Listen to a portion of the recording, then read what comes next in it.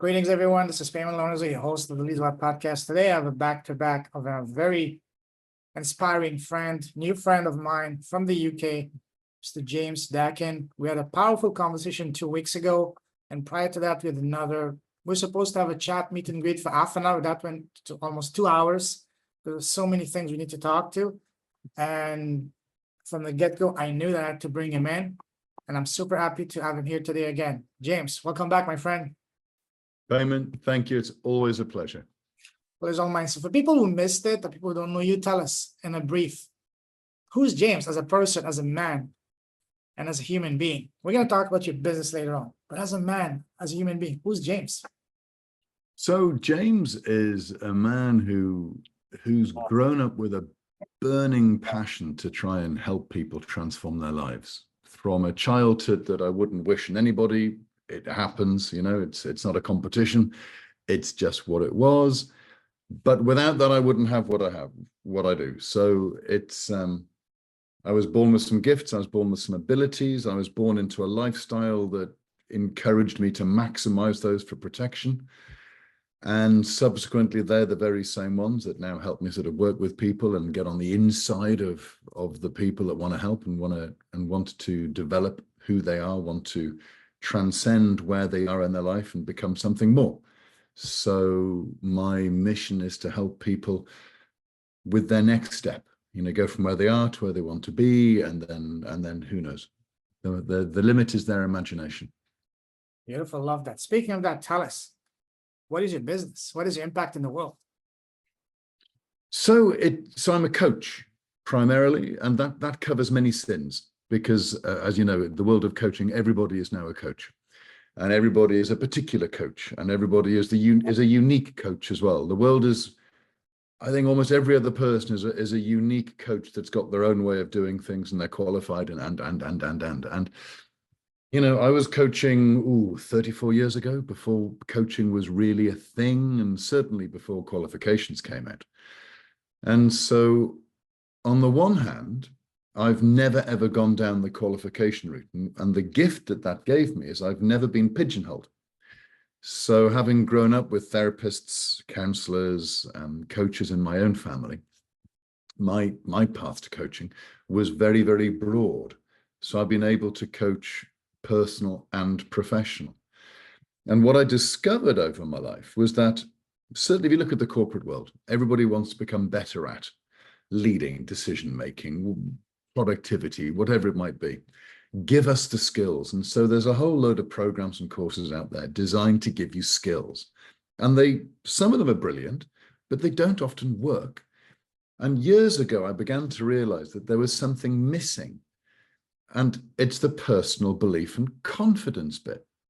So that if you go and you develop, if somebody teaches you the skills, how to stand up to a bully, how to talk to your boss when they're being rude, but you don't have the confidence in yourself to use that skill, you're just never going to use it. So years and years ago, I was talking to folks about, no, I'm not prepared to just do this. It needs to include both. And then over the years and over the decades, it's become an offer whereby it doesn't matter what the professional offer is. It's completely underpinned by the personal development. And, you know, Payman, even today, that takes people by surprise. Just give me this. Just tell me how to do it. No. Why not? Because you're not going to use it. And then you'll just say, it was a useless person. This person didn't help me. Because I don't know what your experience is in this, but we seem to be in a world where we are increasingly less likely to have uncomfortable conversations with people. You know, the cancel culture, it's so easy just to stop people from, oh, I don't like what you're saying. Cancel them, my life is easier. And the art of debate, the art of you and me, well, no, I have a different belief to you. Well, tell me about yours. And civilized debate. Yeah. Do you know? And then we either agree to disagree, which is an entirely healthy place to be, or I decide I like your way of thinking and I come round to yours, or you come round to mine, or we can both sit there and appreciate that we have our own beliefs and you have yours. And there doesn't have to be one, you know? So the work that I love is getting inside people's belief systems and helping build it, helping build them from the inside, and then dropping the skills that they might need on the outside along the way, so that they've got the technique and the confidence to go and use them both. And then people fly. And you know what? There's no, other than my children, there is no feeling like it in the world, watching somebody else do something they didn't believe they could do, irrespective of whether I had a tiny bit or a big bit. That doesn't matter.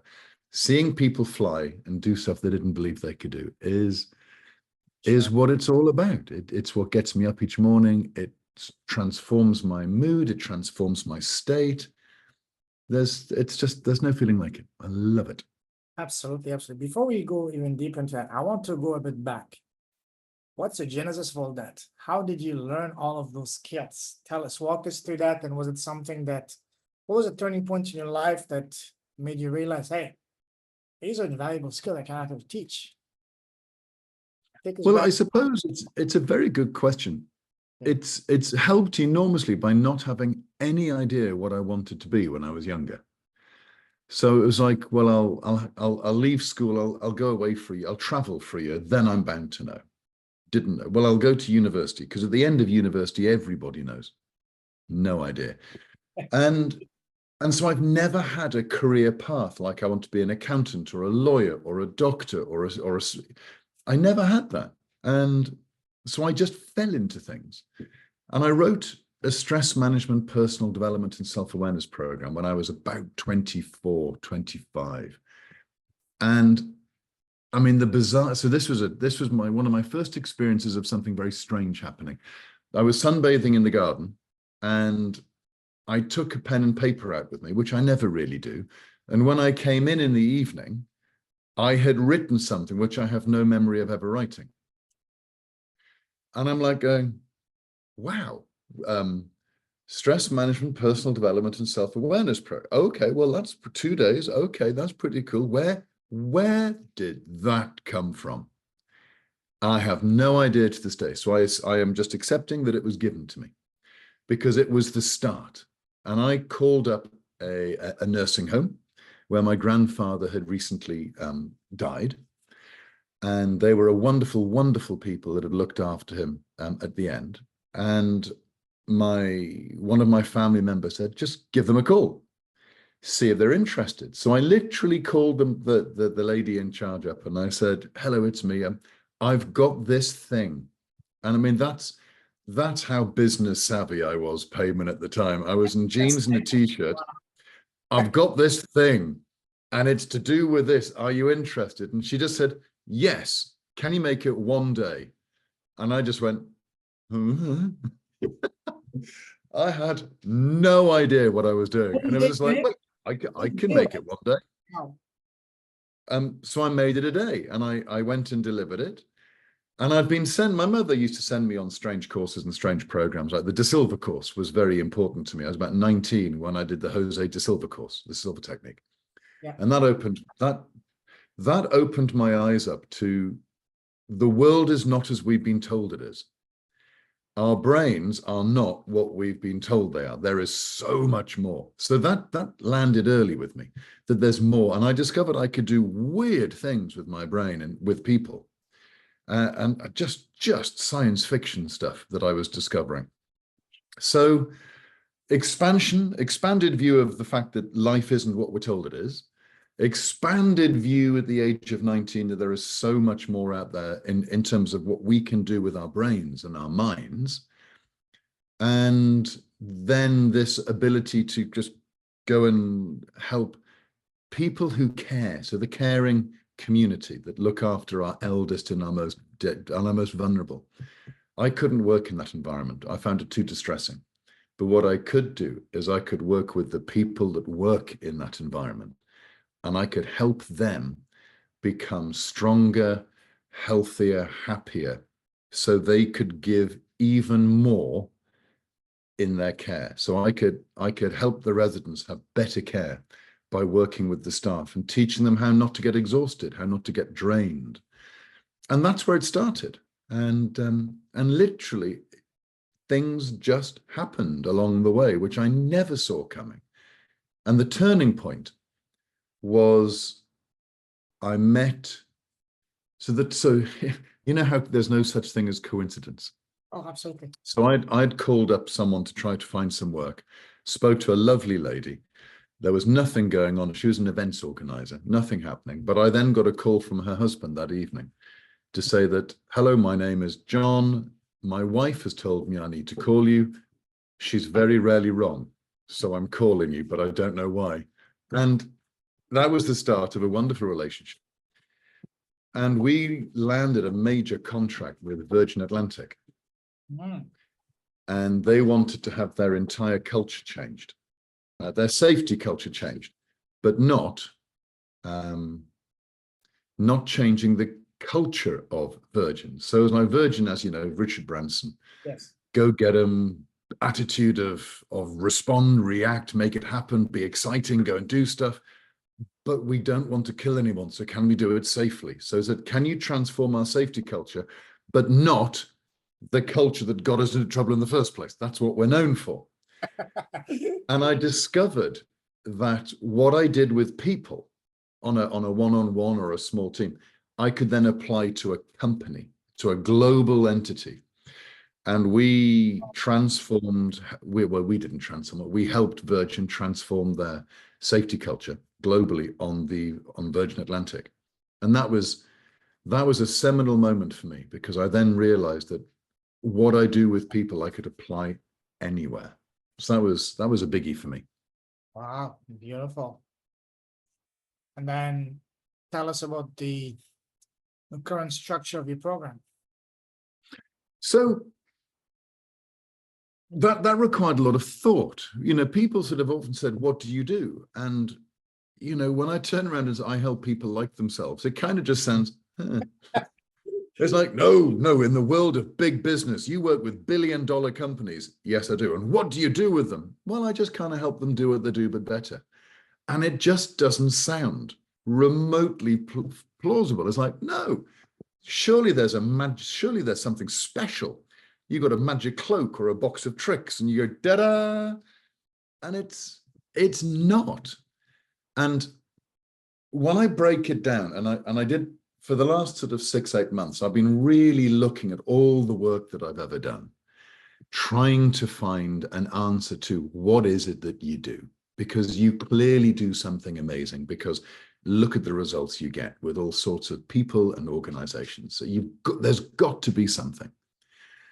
And I was always very flippant about that, by going, no, I just do what I do. And then when I really got down to it, I discovered there are kind of, so on the surface level, whether it's a one person, a team, or a company, it's where are you? Who are you being? Who are you not being? Where do you want to be? What aren't you doing? How do we get you there? So that in essence is a sort of like a gap analysis of where we want to go. But when it boils down to it, it's the same approach every single time.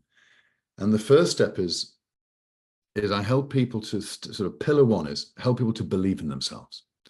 Now, when you believe in yourself, you've gone to find the evidence. So you look for the evidence of what you do. So I pay you £100 to do a job. You go and do the job, you've earned the £100. What you have done for me has a value. So you add value by doing something practical for me. And that's the modern world, as we know. And that's I'm good enough to do this job and earn this money. So there is step one, is to evidence why and learn that we can believe in ourselves. But that's a good start, but it doesn't really move who we are until we start getting into sort of step two. Step two is learning to like yourself. Now, when you believe in yourself, what you do has a value. When you start to like yourself, you start to accept who you are. And then you realize that you have a value. Who you are has a value. So you've got your skills, your technical skills that go and deliver something for me, but then you've also got 10, 20, 30, 40 years of life. And your brain and how you observe and your passions and your values and your feelings. And you might be able to help me. And it's got nothing to do with your skills and just everything to do with you as a human being. So when we learn to like ourselves, we start to become valuable and we start to realize that we have a value. And then we start saying no. And then we start having boundaries.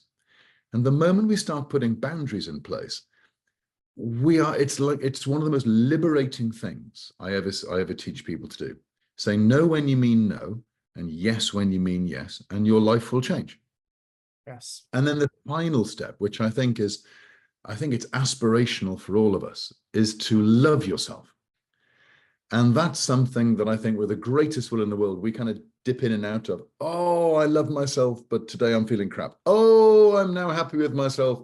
Oh, but I've just, I think that's more of an up and down part. But those are the three pillars that I work with. We start off with believing in yourself. We then move into liking yourself. And along the way, if we're very lucky, we touch on having people actually open themselves to being so present in the moment, so accepting of themselves in the moment, that they can have a level of intimacy with themselves and therefore anybody about them in terms of conversation, presence, and trust.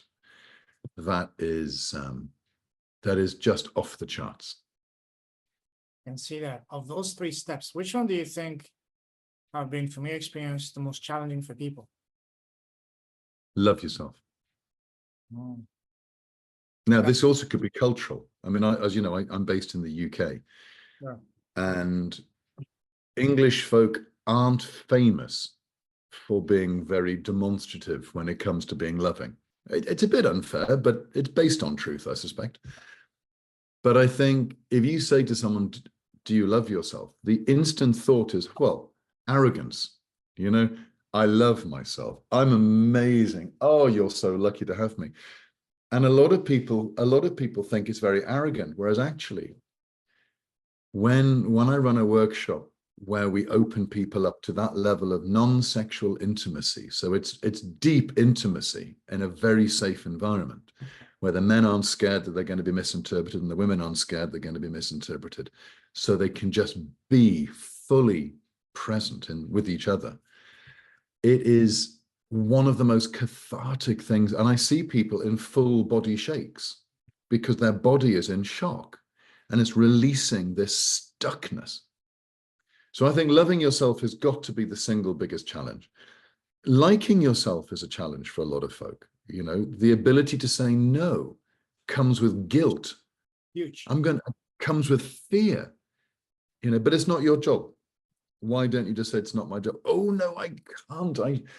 And so I think loving yourself is the most difficult in my personal experience, and others may be different, but liking yourself then becomes the next hardest or easiest bit. And then the easiest part of them is to believe in yourself, because that's not me telling you anything. That's you evidencing all of it yourself. So the evidence is written down. You literally write a list, and then we work on that list and we play around with it. But all of them can be hard if you've got no self-belief or no confidence. So absolutely. Let me repeat it to you so you can confirm whether I understand or not. So first, they need to believe in themselves. Mm-hmm. And once they believe in themselves, they can like themselves. Once they like themselves, they can start loving themselves. Mm-hmm. And once they love all three of them, that's when there's no limit. Well, then you become unstoppable. Yes. Because nothing can knock you off your chosen path. Nobody can undermine you because you believe in yourself. You like yourself, and you love who you are. That doesn't mean to say you don't want to change things. That doesn't mean to say that you don't want to keep learning, keep growing, get fitter, lose weight, put on weight. It doesn't take any of the desire to become more away, but we're just accepting that I love who I am and I want to learn. I love who I am and I want to do that get fitter. I can love who I am and still want to change my life. So As I say to people, everybody's halfway up their mountain. We're just on different mountains. yeah. So you get the realization to all of this three-step process.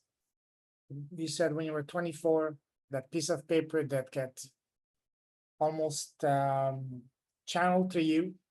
Hmm? That's how it got to Well, you.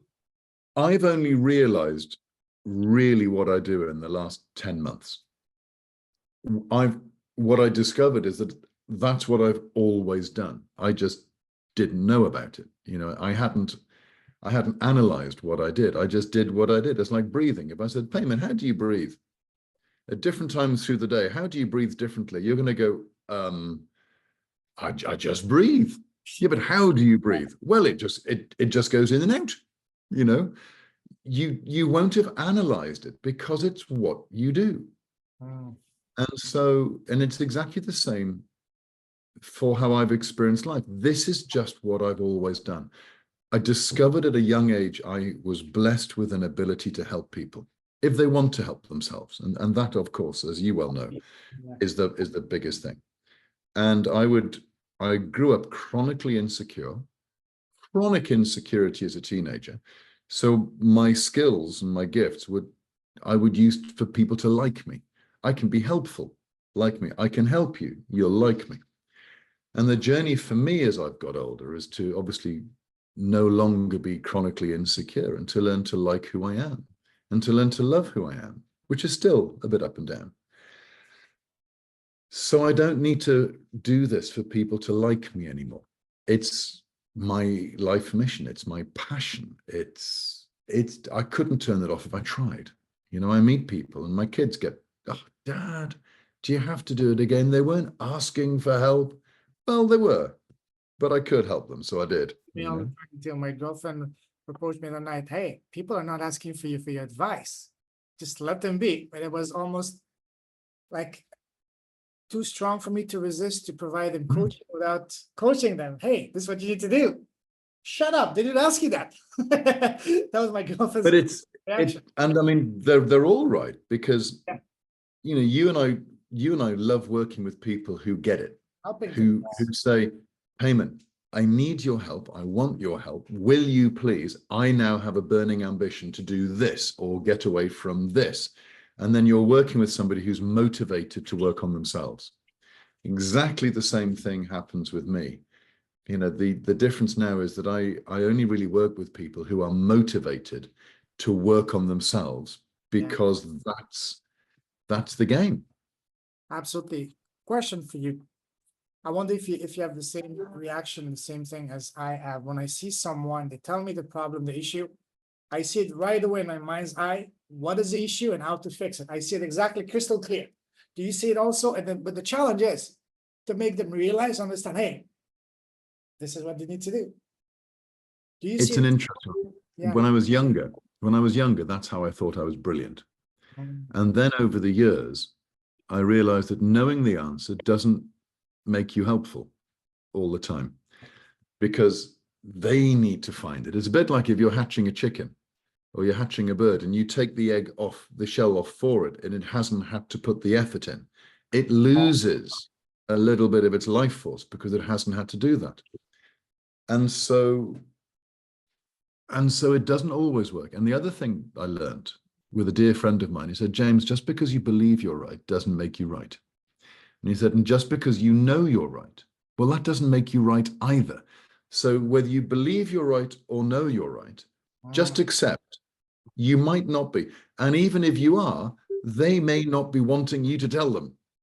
So the trick is to help them find the answer themselves. And that way, they associate you with somebody who's helped them grow and empower themselves. And that really is what it's about. Sometimes you can say, well, here's my opinion, or this is what I'm thinking. I'm going to offer it to you just to brainstorm or just to kickstart some different ideas inside you. But I try very hard now not to give people what I think. And sometimes I'm successful at that. Your approach to making them come to the realization and see for themselves what is crystal clear, obvious in your mind, but without telling them outright what to do. How do you make him come to that realization and directly? Well, Think that, I hey, mean, they came up to that. so something you mentioned to me a while ago, which was the art of questions. The art of questions and being willing to hold silence. And then the third part is not feeling I have to know the answers. I had a wonderful coach many years ago, and I would sit down with him and I would go, whoa, whoa, whoa, whoa, this is what I've been doing all week, all week, all week. And he would just sit there, and he was a big man. And he would just, when I'd finished, he would just go, huge beard, and he would just go, nope, I'm getting nothing. And I was like, oh, he said, now I understand that I'm the therapist or the coach, and therefore you assume I have an answer. I know what's coming. Nope, haven't got the faintest idea, James. But I trust that if I sit here in the space with you, if I hold the space with you, I trust that the next answer will come. The next direction will come. And you know what? I saw him for 4 years on an almost weekly basis. And it always happened. Sometimes 5 minutes before the end, sometimes 5 minutes in, and anywhere in between. And the greatest gift he taught me is how to hold presence with somebody and not feel as though you have to know the answers or that they have to know the answers. Just be with them. And then the way will present itself. Absolutely. Absolutely. I want to go back a little bit. You mentioned when you were growing up, especially in school, you were chronically low self-esteem. If I remember correctly, you were a superstar athlete in multiple sports, were tall, good, Yep. good. So why was this lack of self-confidence, despite on paper you had everything working for you? What was causing this lack of self-esteem, despite you on paper you had everything that every other boys were basically wishing they had? So it's a good question, and the answer comes back to my parents, primarily my father. My father was a raging alcoholic and highly abusive man, and he specialized in the systematic abuse of his two children, my sister and I. And I would cop it psychologically and emotionally. So he would use ritual public humiliation, and he would try to basically destroy me in public, is what I've been told. I have very few memories of any of that. But in fact, I have very few memories of my childhood before the age of 10, which is when my parents split. But so I grew up believing that I would never be anything. Don't bother trying. I'm a fraud, failure. It's never going to work. So even though I was blessed with the most amazing sporting abilities, and would be competing at sort of, the highest level, I didn't have the belief, which comes back to the earlier conversation. And I had the skills, but I didn't have the confidence to utilize them. I had every skill in the world at sport, but I didn't have the underlying belief so that when I got into an England trial or I got into a representative team, I didn't believe that I could. And so I would sabotage my success. And people less able, who had more confidence in themselves, succeeded. So, and that's why I never hold any grudges, because, they went and did it. So that's why. So I would always snatch defeat from the jaws of victory. Would you say that if you had a more supportive environment, especially from your father, you would have succeeded as a professional athlete? Well, it's an interesting question. I might have done. I mean, I had the ability, Payman. I was blessed with the ability. The people that I played rugby and cricket with went on to represent their countries. So that's the level I was at. Would I have had the physical body to be strong enough to do that? Don't know. To make it at international sport level, there's a number of things which have to work for you. And skill is only one of them. Sure. Natural ability is only one of them. So I would like to think so, but I'll never know. But that would have been my choice. So the other question would have been, would I have gone for a sporting career if I could have done? And the answer is yes. I would have pursued a professional rugby career. Was your father supportive of you wanting to become a professional rugby player? And what about your mother? Was she also supportive, or was she also on the same side as your father? No, my mother was massively supportive and would drive me all over. She would drive me all over the shop. My father, enjoyed the fact that I might make him look good if I was in these teams. And he would come and support, but it was usually critical, but he would come and support. And as I got older, it became less critical and more supportive. But he would ideally wanted me to have played cricket for Yorkshire. That he was a Yorkshireman, and they're very proud county, very proud people. And he always wanted me to play for Yorkshire, which I couldn't have done because I wasn't born in the county at the time. So that would have been his goal for me. He would have gone cricket. And I loved cricket. I would have had a lovely time playing cricket, but I wanted to play rugby because I enjoyed the people more. Sure, sure. Now, how did you overcome that lack of self-confidence to really succeed, not just in business, but also in life? Work in progress. And I mean that in the most genuine sense. There has never been a moment. I mean, there have been moments in my life where I've gone, wow, I'm good at this. I can think of 2 moments, one of which was as recent as 2 years ago, where I literally I was doing different bits of work for different organizations all at the same time. And I realized I had done the same thing with all of them, but very, very differently. One multinational, one national, one local, and 3 different industries, 3 different scales. And it was just like, and all were massively successful. It was just like, I can do this. I'm good at this. And actually, that's when it landed. It properly landed 2 years ago. So it's taken me decades of work, knowing that I'm good, but never really believing that I'm worthy of it. It's taken decades of work to get there. And it doesn't matter how many people showed up to say, wow, that was amazing, or the affidavits, the testimonials, the evidence, that was nice, that helped. But it never really, really landed until 2 years ago. And then it landed. What happened 2 years ago? Finally, it's clicked for you. Well, literally, I'd come out of one major contract, and I was doing 3 different pieces of work. One for a multi-billion-pound program within the UK rail industry.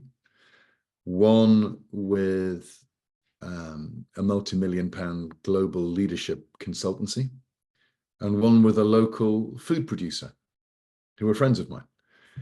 3 very, very different pieces of work, each strategic, each requiring people and strategy and everything else.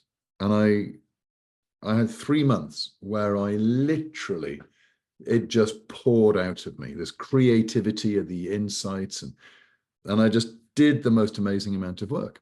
And at the end of that 3 months, I sat back with one of the ladies I was working with, and I had feedback on all of them. And it was literally that's when I began to realize that 3 very different sizes did the same thing with wonderful, wonderful, sustainable results.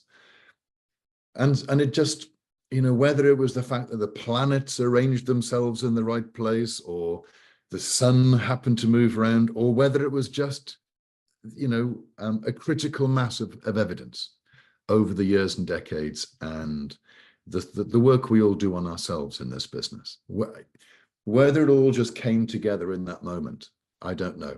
But I do remember very clearly sitting in this seat and going, I'm actually really good at this. And there was no hint of arrogance in my voice when I said it. There was no hint of pretense. And there was no hint of ego trying to convince myself that I was good, which had been with me my entire life. So it was the first time I could say, I'm really good at this, and know it based on, the evidence that had been looking at me in the face for decades. It was the first time I accepted it. Wow. And then once you had that realization, you were like a lion unleashed. It's been fascinating because I've been more creative than I've been in a very long time.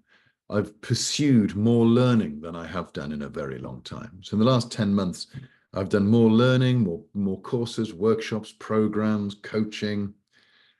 than I have in the last 30 years. I've been more creative in what I'm actually bringing to the table. I'm revisiting bits of like the Silver program and some of the Tony Robbins work I used to do, and some of my other activities, and I'm pulling them together, and it's just a fun place to be. And then the people that I'm working with, you know, and my clients, I'm seeing the quality of what I can now offer them just exponentially go through the roof, which is so rewarding. Because that's, you know, that like you, Payman, you and I are in this business to help other people be as amazing as they can be, whatever that looks like for them, with no judgment. Wow. And so when we discover something within us, or we learn something that can help us take it up another level, and then we can sit with our clients and go, not only can I teach you this, but I've just learned this, try doing this. And they're like, whoa, that's amazing. That's just transformed my life. It's like, that's what we get out of bed for. That's all that really matters. So when you add that epiphany and realization, hey, I'm actually good, I know what I'm doing, impressed, amazed, and paying me accordingly, which one of these two sentiments went to your mind? One, of what a waste of time all these years of not being able to realize that, or number two, now watch me, nobody's going to stop me. Well, they both happen, Mm. because the first thought is, oh, it's taken me 30 years to learn this. But then the other voice goes, well, a lot of people never learn it. So to start off with, I've learned this bit, I've now got. So that's a tick. There'll be another tick coming up down the line, but I've got to this level. So that's great. And then it's like, right, what can I now do with this? And then the second thought comes in, and my life hasn't been the same since. So yeah, it's like all the dreams. That's what it is. It's like all the dreams I had as a boy and a teenager and a young man growing up were all based on massive insecurity. So they were all, I want to save the world. You know, they were extreme. They were extreme superhero stuff, because that was the counterbalance to how dreadful I felt as a child growing up. The equal and opposite was superhero. And then over the years, and then it changes. Now, when that epiphany happened, the scale of dream didn't change, but the reason that I want to do that radically shifted. And it wasn't look at me, love me, need me, want me, which was the mass insecure. It was that's the difference I can make. That's what I know I do. And if you know you can help people, why wouldn't you? That's what it comes down to. The fact that in my dreams it's on a global scale, well, you look around the world, I think it needs a bit of help. Mm-hmm. So would you say now you look at things, you plan things as before that event and after that event, the James of prior and after, like this is how you see things in your life now? Yes. Wait. Yes, I mean, there is a very clear demarcation line between wanting to do good and being chronically insecure, and sort of knowing that I'm good, but never really being able to own it. A bit like saying I love myself. You know, people say, well, of course I love myself. No, but do you really? Can you feel it? And then, and people get uncomfortable. Oh, well, when I said I love myself, what I really mean is I kind of like myself occasionally, which really means I might every now and then believe in myself on a Sunday afternoon if the wind's blowing from the east. No, I don't really have any confidence. And that's the train of thought for most people, in my experience. So to be able to sit there and go, come on, I can now hold that space. Before 2 years ago, I could hold it occasionally and in a moment. Now I can hold that space, and I'm comfortable holding that space. So others can learn and experience it, and therefore they can move quicker because they're experiencing it and discussing it. Wow. Powerful, powerful. Well, that transforms it transforms their awareness of themselves, their view of themselves. And of course, when we change that, we change everything. So prior to going, speaking of that, prior to going live, I shared with you my story and how completely, not even negative, zero, but negative self-esteem I had, and people that knew me from before always ask me, what happened to you? Did you make it back to the devil? Because you're always confident on YouTube and on Facebook. Do people that knew you from before also make the same remark about you? Hey, what happened to you? You're a different They person. don't. Go for it. As opposed They to don't, because it's a good question. My coping strategy was to look super confident. ever So since you were a teenager and school. ever since I was a teen, my coping mechanism was to be uber confident. So nobody ever scratched the surface or doubted that I might not believe in myself. The difference that people have noticed are only people that know me very, very, very well. And they've been able to sense the change and the shift. And it's a subtle shift because outwardly there's not a big difference. But those who know me really, sort of my intimate friends and family, those who know me really closely, can see the difference now to how I used to be because I'm gentler. So now it's not just superficial confidence, but genuine confidence. So it's gentler, and it is so much more powerful for holding space, not forcing, not pushing, just being able to hold the space, which allows me to push and pull, stay still, go sideways, and people can just come into this space. And it's a much gentler, more powerful space because it's built on solid foundations now, not shifting sands of insecurity. Absolutely. And the point that comes from that is trust. I am more trustworthy now than I've ever been because I trust who I am. I like who I am. You're in I alignment. love it. There's an alignment between what you believe and Yeah, what you actually take action, as opposed to before it was absolutely. alignment. Yes, I can do it, but I'm really confident, maybe not. Exactly that.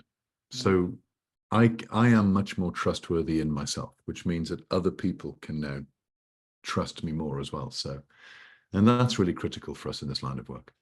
That reminds me of one of the best description of self-confidence I heard, and that was the ability to trust yourself, that you can keep your promises to yourself. If you can keep your promises to yourself, then you can trust yourself. When you can trust yourself, then your word almost becomes like law. People will respect you and see that, hey, if this person says that, I can count on him, on her. So I love that. Yeah, the ability to keep the greatest form of self-confidence, that was the quote. Maybe I'm butchering it. The greatest form of self-confidence is by being able to keep your promises to yourself. That's one thing to keep a promise to others, but keep it to yourself, despite all of the distractions around you. If you can keep it to yourself, then people will see that. You will ooze extra trust, confidence, and in return, they will be much more likely to trust you even without trying. So I agree wholeheartedly. Because there's no need to announce yourself to the room. Yes. You don't need to. You just arrive, and that's enough. What do they say about the most confident person in the room is the one that doesn't need to be the loudest? Yes. Just- Unless there's a fire, in which case you want them to be very loud. That's an exception, of course. Then staying quiet is less helpful. Absolutely not. That's not the moment. I am now going to take control of the room now, everybody. Oh, thanks very much. Great, let's go. Yeah, wow. Who would you say is your ideal client avatar? So on a personal level, when I say personal, I mean non-corporate.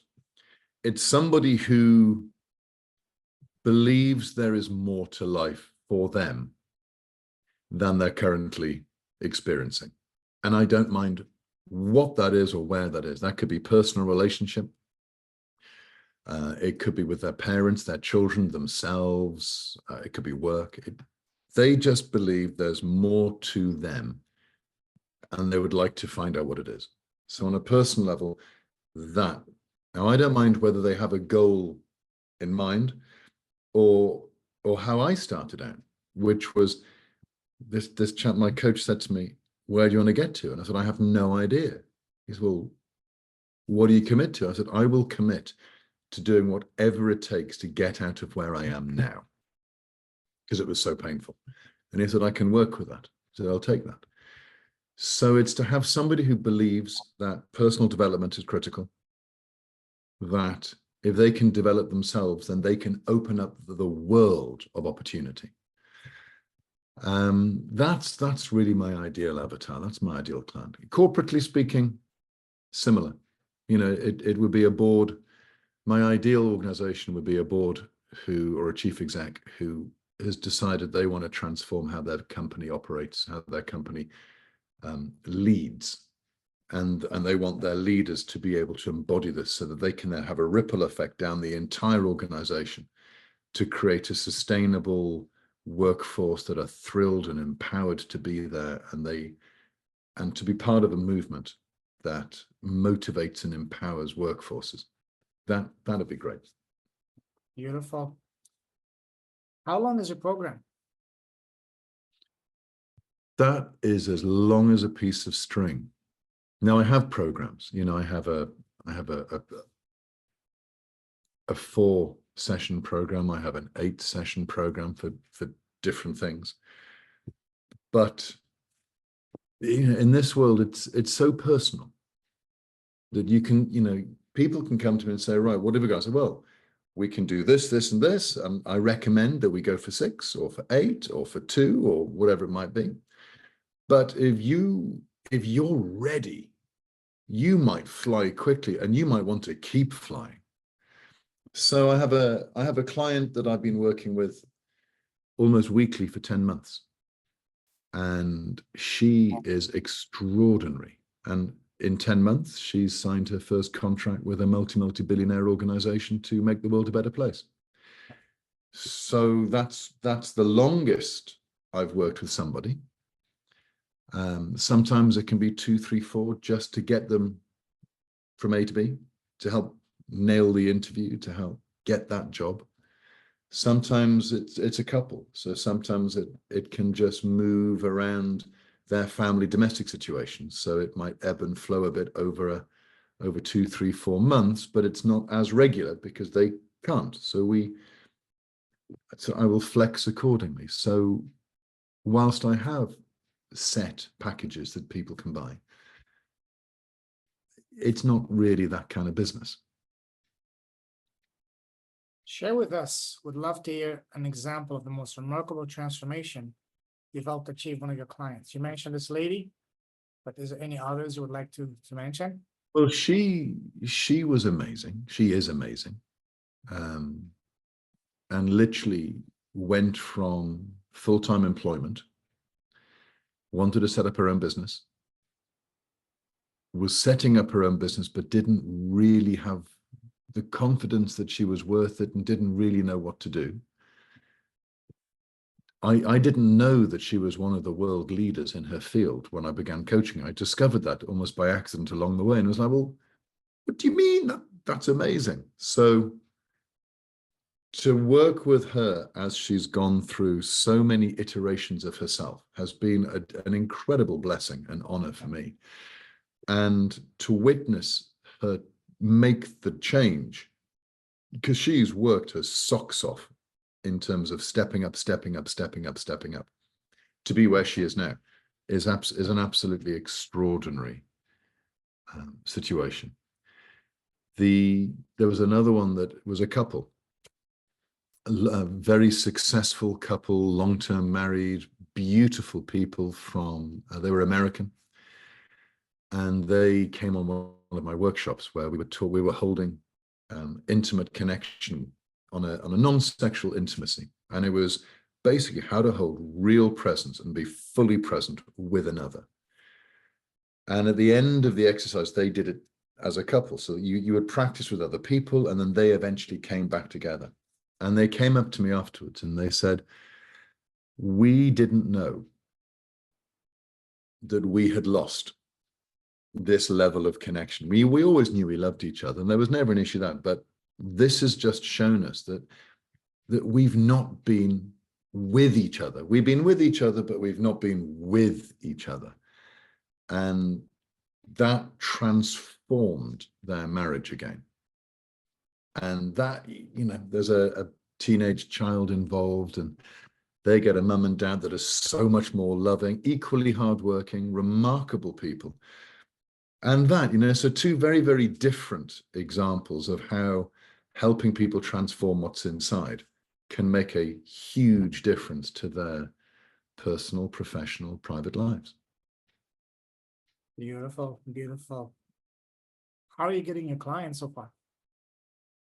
So I've had a life of getting them through recommendations. I have never marketed myself in my entire life, which, as you know, is something that I will be doing shortly. And that has me completely out of my comfort zone, because I've just never done that. I've always, when I said to begin with, work has found me, that's true about 90% of the time. Occasionally I'll call up some people and say, I could do with something. Do you have anything? And I'll be put into work. But it's always been recommendation and word of mouth, and people, and just meeting people and having a conversation and going, would you like a coach? And they'll go, well, yeah, that'd be amazing. I said, well, would you like me to coach you? Yes, please. Do you have space? And it's like, well, I wouldn't have offered if I didn't have a bit of space, or I couldn't make it for you. I like this approach. If I may, I will borrow it. Would you like a coach? Like me to be a coach? Oh, wow. I like this approach. And that's in just, so, I've never sold what I do, because you're either going to want it or you're not. And if I need to persuade you that you really should, it's kind of just defeated the object of the exercise. Because if you don't really believe in coaching, or you don't really believe in yourself enough to realize that you're worth investing in, because you're an extraordinary and amazing person. And if you don't believe that, but want to find out, love those. Because, just get to show you, get to introduce people to who they really are. And it's just one of the most amazing things in the world. This is you. And they're like, wow. And then you go see them running home. And I had a guy the other day who came to see me, and I was supposed to be doing a workshop, and there were train strikes and everything went wrong on the railways, and people couldn't make it. So it was just him and I. And we went out to get a coffee in the park. This was in London. And he said, oh, he's in the most dreadful state. He was in anger, resentment, fed up. It was a work situation. And I was chatting to him about it, and I said, so, what's it like at home? He goes, well, I take it home with me, and my wife, who I love very much, she's putting up with this. And, you hear this story a lot. And within half an hour of getting him to look at life in a different way, he then said, I said to him, right, so how do you feel now? And he said, I feel lucky and grateful. And I said, and when you go home, what are you going to do when you get off the train and you walk through the door? He said, I'm going to give my wife a hug. I said, are you going to give her a hug that takes her off her feet and changes her state in an instant? And he went, oh, I like that. I can do that now.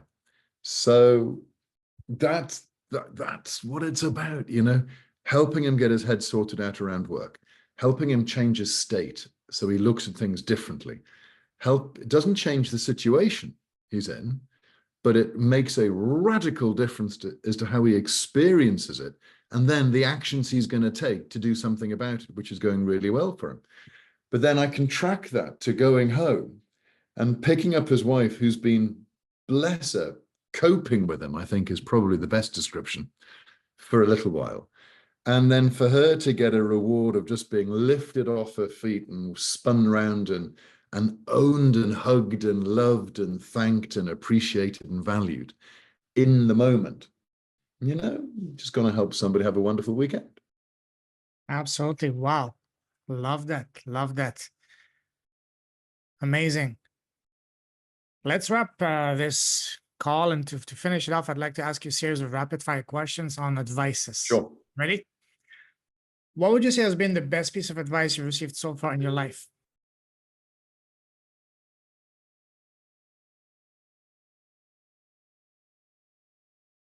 Don't think I have to know all of the answers, and just stay present.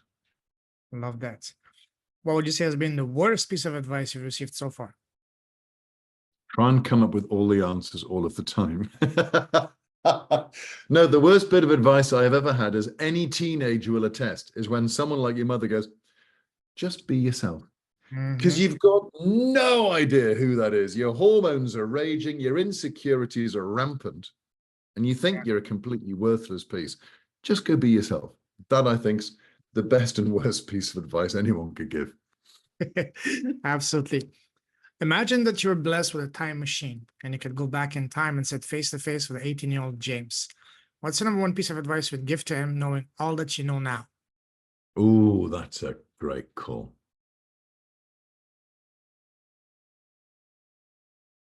So I don't know whether I could give him some advice. What I would like to do is I would like to show him that it's okay to love yourself. Mm. I would hug him and I would tell him he's going to be okay and he's going to be all right. And if I could accelerate his journey into confidence, that's probably what I would have done. How would you tell him to precisely accelerate his journey into self-confidence? Well, that of course is a huge, well, so I could take him through the program that I've developed, which is the believe in yourself, like yourself, love yourself. Or I could go for the really, really short, sharp shock, which is intimacy, physical intimacy. Physical intimacy changes things quicker than almost anything else in the world. How do we change our state? Physically, we can change our state in an instant. With a lot of training, we can do it mentally, but you need no training to change it physically. So to give somebody a physical experience of something and then to hold them in it so that they're safe, so that it goes in and stays in, it can transform our understanding of ourselves quicker than anything else I've ever come across. Give us a quick example of that, of the changing the physical aspect. Well, to change your state, if you're feeling run down, literally get up and jump. Get up and jump, sing, shout, dance, bang. 30 seconds, bang, you're back in your place. The physical intimacy is hug somebody and then breathe into them and with them. So when they breathe out, you're breathing in. And when they breathe in, you're breathing out. And if you can get it so your hearts are aligned, because most people hug to the left, and that just keeps the heart over here. If you can hug somebody to the right, your hearts align. I mean, if you're roughly the same height, your hearts align. And if you could, it feels a bit strange for people, but if you can hold that position and breathe with them so that you basically have one breath, one movement, it's an amazing experience. I'll try that next time. Next time I'm hugging someone to the right, because you're right. We always go to the left. Yeah, and it's a Why thing. is it that we go always to the left? Is there a specific reason, I or don't just know. nature or a reflex? Oh, I'm sure somebody very intelligent has got 100 different theses and reasons as to why we do it. It'll be deeply profound and to do with something very Freudian or subconscious. It'll be something in there. I have no idea. But what I can tell you is that if you have somebody that you love very much and you can be intimate with them and present, just hug them to the left and hold that for about a minute, and which is a long time to hug somebody, or 30 seconds if it's a bit uncomfortable, and do the breathing thing and see how it feels. And then hug them to the right, but hold it for at least the same amount of time, because you've got to get over that it's not the normal way of doing it, which is a bit uncomfortable. You've got to get over that bit of discomfort. And then it's amazing. Then it's amazing. You just got to push through. Wow, love that. Love that. I know you don't have your podcast yet, but imagine you have your podcast and today you're interviewing the most special person in the world, and that is yourself. What is the first question you want to ask yourself?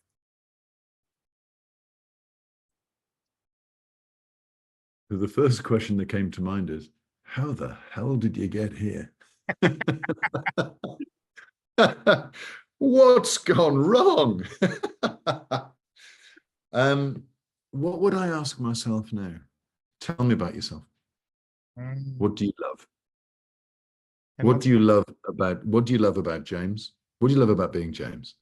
And what do you love in life? I think I would go right down to that core loving question. and what do you love most about yourself?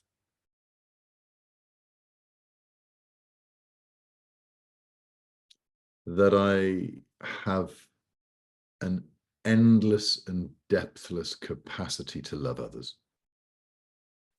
And yeah, I don't think it gets more than that.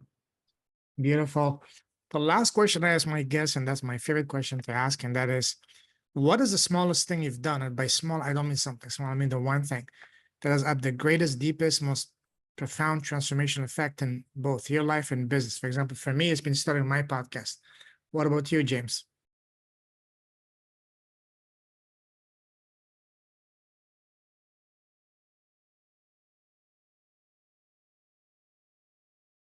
That's a really, really good question. Thank you. The That's why I keep it last. the small thing that I've done. The one thing that has had the biggest impact, positive impact for both your life and business. In the last few years, going to Mind Valley University in Tallinn last year, Wow. there was a single event which has, without a shadow of a doubt, had the single biggest impact on getting me back on course. Love that. Love that. And that happened with me having no idea what I was going for, no idea why I was going. I did no research about it whatsoever. I literally turned up knowing nothing, which is actually probably, that should be the title of my autobiography. I turned up knowing nothing. Isn't that the best way to show up? With no prejudice? Well, I've managed it. It's my business model, I think. I think it's how I've worked most of my life. That's why it's successful. No bias, no prejudices, you know? No, I just walk in, I know nothing. How can I help? People think I'm joking when I say that, but I'm not. I walk into business, I know nothing. How can I help? Why am I here? Yeah, exactly. Wow. Listen, James, if someone wants to connect with you, what's the best way to do so? The best way very shortly will be via the website, which will be up and running literally in the next week or two. Or if you can put an email link on the end of this, my email. So this will go live in about early July. So mention your websites. By then it's going to be up. Right. So there will be my website. I don't know what the website's going to be called at this precise moment in time, but it'll be James Dakin. Whether there will be dots and dashes and things along the line, that's entirely possible. We shall just see. But there'll be James Dakin, and there will be the Growth Pioneer, which is what people seem to want to call me a lot. Love that. Listen, James, I salute you. You're treated with a heart. Keep shining your light. Keep blessing all your presence, your impact, your wonderful voice, your wisdom, your smile, everything. Stay safe, stay awesome. God bless you. We're definitely going to be talking again soon. In the meantime, God bless and see you soon. Take care, my friend. Cheers. Raymond, and you back. Many thanks. Take care very much.